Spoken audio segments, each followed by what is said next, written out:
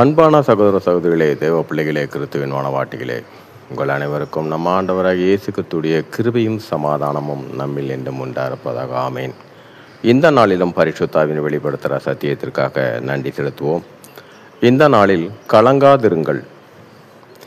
இந்த காரியத்தை குறித்து ஆவியான் வெளிப்படுத்துகிற சத்தியமாவது யோவான் 14ஆம் அதிகாரம் 1ஆம் வசனம். உங்கள் இருதயம் கலங்காதிருப்பதாக, தேவனிடத்தில் விசுவாசமாயிருங்கள், என்னிடத்திலும் விசுவாசமாயிருங்கள். ஏன் இந்த காரியத்தை யோவான் சொல்கிறார் என்றால், உங்கள் இருதயம் கலங்காதிருப்பதாக. இங்கே ஏனென்றால், நாம் ஒரு காரியத்தை, இந்த கலக்கம் என்பது எங்கிருந்து வரும் என்றால், முதலாவது உலகத்தில்தான் வரும். நீங்கள் நல்ல ஒரு விசுவாசத்தில் இருக்கும் பொழுது ஒரு சிறிய காரியம் நமக்கு ஒரு அவிவிசுவாசமான காரியம், இது நடக்காமல் போயிருமோ அப்படின்னு அந்த எண்ணம் உள்ளே வந்துட்டாலே என்ன ஆகும் என்றால், சிறிது நேரம் ஆக ஆக அந்த உலகத்துக்கு நாம் இடம் கொடுத்ததுனால இந்த காரியம் என்ன ஆகும், அந்த அவிவிசுவாசம் ஜீவன் பெற்றுக்கொள்ளும். அந்த ஜீவன் பெற்றுக்கொள்ளும் போது பார்த்தீங்கன்னா நம்மளோட விசுவாசமே நமக்கு விரோதமாக ஆயிரும். எப்படி விரோதமாகும்னா, நம்ம எந்த அளவுக்கு விசுவாசத்தோடு இருந்தோம்னா அதே விசுவாசம் அது அவிவிசுவாசமாக ஆகி அது கடைசியில் என்ன பண்ணுன்னு பார்த்தீங்கன்னா, நம்மளை இந்த கலக்கமான ஒரு சூழ்நிலையை கொண்டு வந்து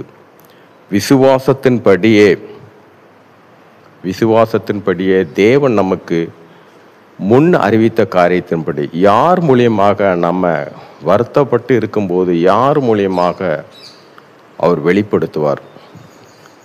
ஆனால் அந்த நிமிஷம் நம்மளோட விசுவாசம் என்னவாகும்னா, கண்டிப்பாக அவங்க சொல்கிறது சத்தியம், ஆனால் ஏற்றுக்கொள்வதற்கு மனது இருக்காது. இதுதான் அவிவிசுவாசம். அதனால் ஒரு சின்ன ஒரு காரியத்தில் கூட இடம் கொடுத்துடாதீங்க. உங்கள் விசுவாசத்தில் ஒரு சின்ன இடம் உலகத்துக்கு நம்ம கொடுத்துட்டோம்னா கலக்கம் வரும். கலக்கம் வந்தால் பயம் வரும். பயம் வந்ததுன்னா நமக்கு சூழ்நிலைகள் சேர்ந்து கொள்ளும். நான் எப்படி இதை செய்ய போகிறேன், இவ்வளோ நாட்கள் கிட்ட நெருங்கிடுச்சே, நான் இது எப்படி முடிக்க போகிறேன், இந்த கஷ்டத்திலிருந்து நான் எப்படி வெளியே வர போகிறேன், இது இருந்து என்ன ஆகும்னா அவிவிசுவாசம் கூடி நம்ம விசுவாசத்திலிருந்து நம்ம தூரமாக நம்மளை கொண்டு போயிடும். அதனால் நம்ம ஒரு கலக்கம் அடைவோம். இதற்கு முன்னாடி இது போல் நமக்கு ஒரு பிரச்சனை வந்திருக்கும். ஆனால் அந்த பிரச்சனையை முடிஞ்ச உடனே நம்ம சிந்திச்சு பார்க்க மாட்டோம். இவ்வளோ பிரச்சனையிலேருந்து நம்ம எப்படி மீண்டு வந்தோன்னு அதை சிந்திச்சு பார்க்க மாட்டோம். மீண்டு வந்த உடனே அந்த பிரச்சனையை குறித்து நம்ம சிந்திக்க மாட்டோம். ஆனால் இங்கே பார்த்தீங்கன்னா, இங்கே உள்ள காரியமாக தேவன் கொடுத்த இந்த வார்த்தையின்படி அந்த ஒரு காரியமாக முன்பாகவே அந்த பிரச்சனையிலிருந்து விடுபடுறதுக்கு அந்த விசுவாசத்தின்படியே நிலைச்சு நில்லுங்க.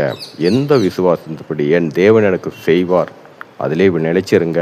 ஏன்னா நம்மை அழைத்தவர் தேவன் தான். நம்மை தன்னுடைய குமாரன் மூலியமாக தான் நமக்கு ரட்சிப்பை கொடுத்தார். அந்த ரட்சிப்பின் மூலமாக தான் இங்கே சொல்லப்படுறது, தேவனிடத்திலும் விசுவாசமாக இருங்க. இன்றைக்கும் நம்மளை போஷிக்கிறது தேவன். அவரிடத்திலும் விசுவாசமாக இருங்க, என்னிடத்திலும் விசுவாசமாக இருங்க. ஏன்னா இயேசு கிறிஸ்து சொல்கிறாரு, என்னை அல்லாமல் ஒருவனும் என் பிதாவினிடத்தில் வரான். பரலோகத்தை போகணுன்னாலும் இந்த ஆண்டவராக இயேசு கிறிஸ்து இல்லாமல் ஒருத்தர் அங்கே வர முடியாது. அதனால தான் சொல்கிறாரு, ஒரு சிறிய இடம் கூட நீங்கள் கொடுத்துடாதீங்க. நீங்கள் கொடுத்துட்டீங்கன்னா அவங்க விசுவாசத்தை உங்களை வெளியே கொண்டு வரும். அதற்காக தான் இந்த வார்த்தையை சொல்கிறாரு. சரி, ஆவியான இந்த நாள் வெளிப்படுத்தின சத்தியத்திற்காக நன்றி செலுத்துவோம். இந்த காரியத்தின் மூலம் எல்லாவற்றிலும் மூவரிலும் ஒருவராக இருக்க தேவனே, உங்களுடைய நாமம் ஒன்றுக்க மகிமை உண்டாவதாக. ஆமேன்.